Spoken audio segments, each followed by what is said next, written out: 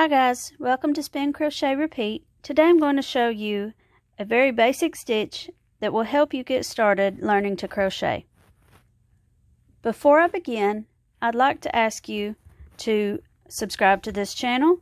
Check me out on Ravelry, Etsy, Facebook, Instagram, and YouTube. To begin, you're going to need a crochet hook. They come in many brands. You can even get some at your local Dollar Tree, along with some yarn that would be very inexpensive if you want to make just a small investment and give this a try to see if it's for you. I've had these crochet hooks for quite a while, and I really like the ergonomic handle on them, but most times you will find just a plain metal hook.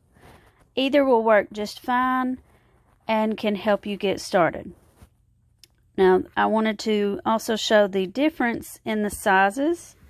You can see on the handles, one is a 3.5 millimeter, another is a 5.75. When you are crocheting things, your hook size makes a huge difference in the size of your final product. And I'm also going to be showing how that can be seen in even just this most basic stitch that you'll be learning today. So you will need some yarn, you will need a crochet hook, and that is all. First, we're going to tie a slip knot. There are different ways to do this, just whatever works best for you is fine. Now, in this loop, I'm going to start with a smaller hook. We're going to put the hook into the loop. Now, I prefer to hold mine like this. Some people prefer to hold their hook with a pencil grip. I am not good at crocheting while holding a hook like this, but I will show you kind of the basics. You loop over your hook and pull through, loop over your hook and pull through, and this creates your basic chain. Right now I have 4 chains. I'm going to do one more for 5. Now, to build upon this chain, I'm going to show you what's called a single crochet. Now, you're not going to single crochet into this first loop. We are going to go into the second loop.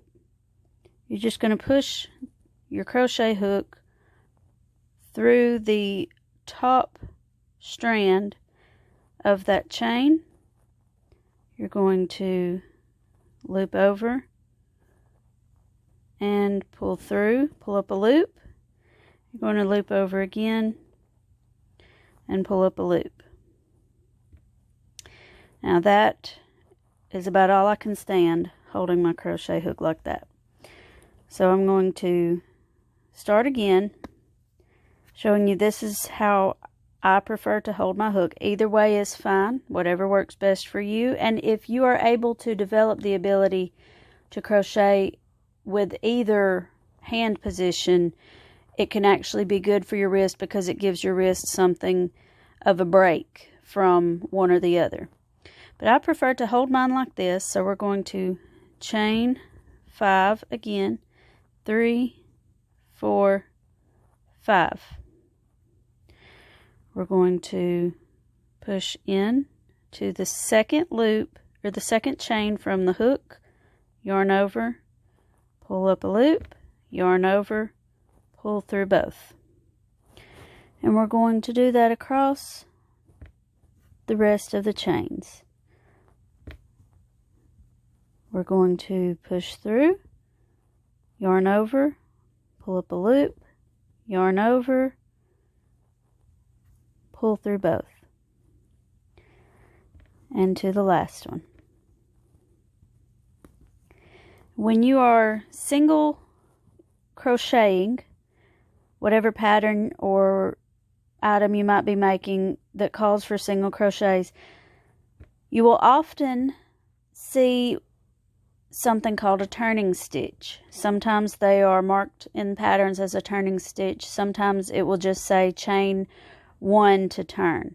So I'm going to illustrate why we do that, because if we just turn our work to go back the other direction and begin single crocheting, it's going to put a strange tilt to our first stitch. It's going to be just nearly more sideways, and it's going to just give an odd slant to your final product. So that is why we chain 1, then we turn our work. Now to single crochet back the other direction, we are going to push under both strands of the chain. We're going to yarn over, pull up a loop, yarn over, pull through both. We'll do that across the rest of our item.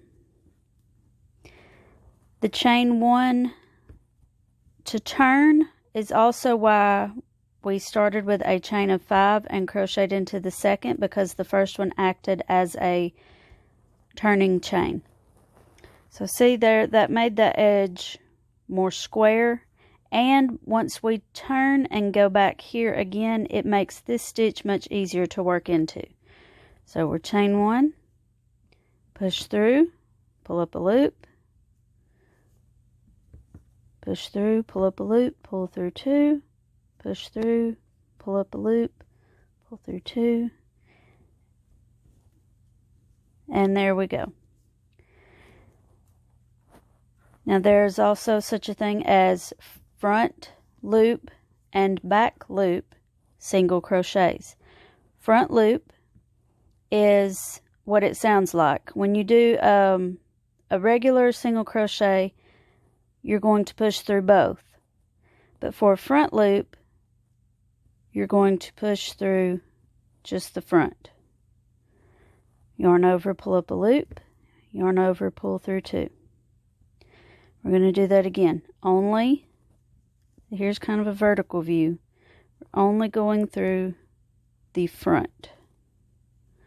Now the front would be defined as whatever is closest to you. And I'll show you when we turn that it does make a difference. You can already kind of see just a slight difference between this row and this row. And when we turn, you see we have a little bit of an edge sticking out here. That is those back loops that we did not work through. I'm going to chain 1, and now I will show you back loop single crochets. Again, we have our kind of vertical view. We chained 1 to turn. We're going to work through the back, yarn over, pull up a loop, yarn over, pull through both. Again, push through the back chain. The back is defined as what is farthest from you. Push through, yarn over, pull up a loop, yarn over, pull through 2, and the last one. Again, we have this more defined edge that you can hear it thumps as I pull across it.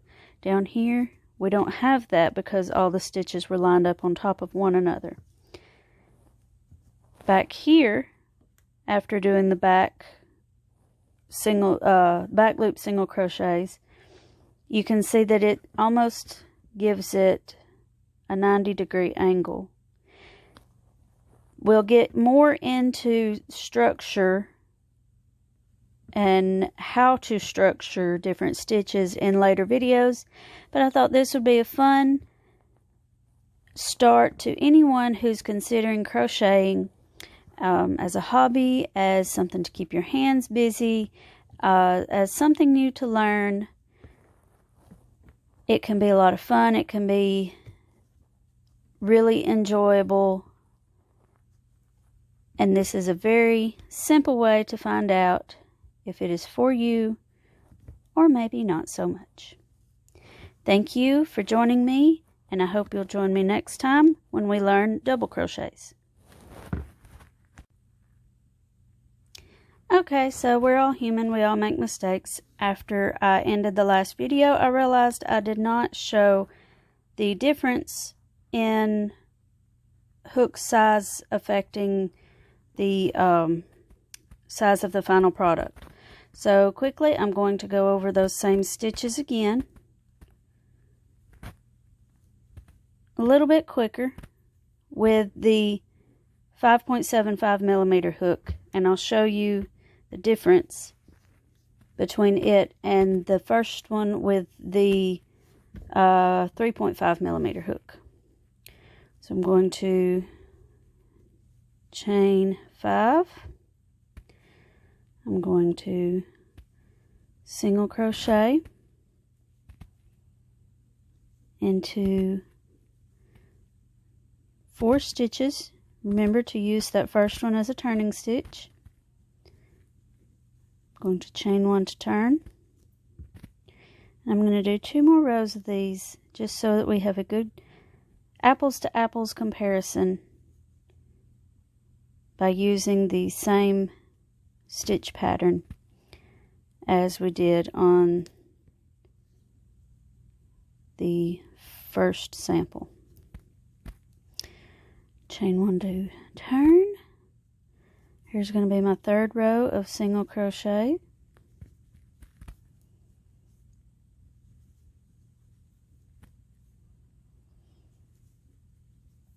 So already you can see the size difference. We have 5 rows here versus 3 rows here. Now I'm going to chain 1 to turn, do the front loop, single crochet,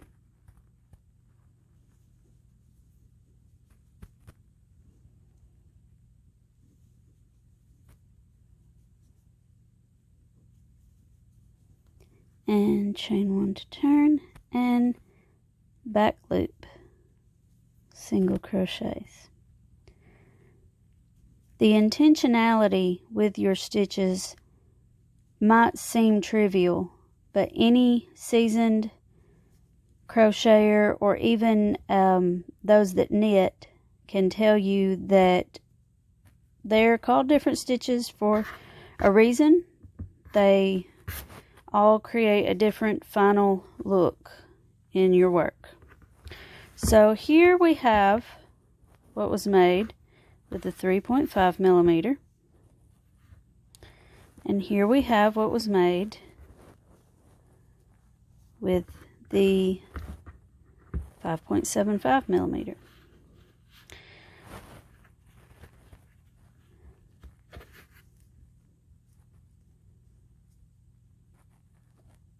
One is, of course, taller, and it might not seem like by very much, but can you imagine after doing 100 rows of this versus 100 rows of this?